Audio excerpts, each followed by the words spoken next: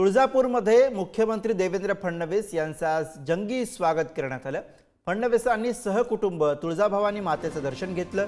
देवेंद्र फडणवीस यांनी तुळजापूरनंतर पंढरपूरमध्ये विठ्ठल रुक्मिणीचं दर्शन घेतलं।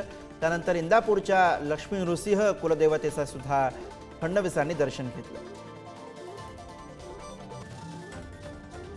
मंदिराचं काम चालू केलं होतं, आज मी ते जाऊन बघितलेलं आहे।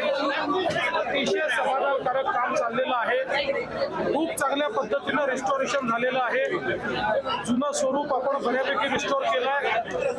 त्यातलं जास्तीत जास्त काम हे आषाढीच्या आधी आपण पूर्ण करू शकू असं वाटतंय। काही काम मात्र आषाढी नंतर देखील होईल। याच्या व्यतिरिक्त कॉरिडॉरचं काम जे आपल्याला करायचं आहे त्याचा एक ब्रॉड आराखडा आपण तयार केलेला आहे। काही प्रॉपर्टीज आपल्याला ॲक्वायर कराव्या लागतील, पण त्या लोकांना कुठल्याही परिस्थितीत विस्थापित न करता अतिशय चांगलं कम्पेन्सेशन द्यायचं आतापर्यंत कुठल्याही प्रोजेक्टमध्ये मिळालं नाही, असं कम्पेन्सेशन या ठिकाणी आम्ही देणार आहोत।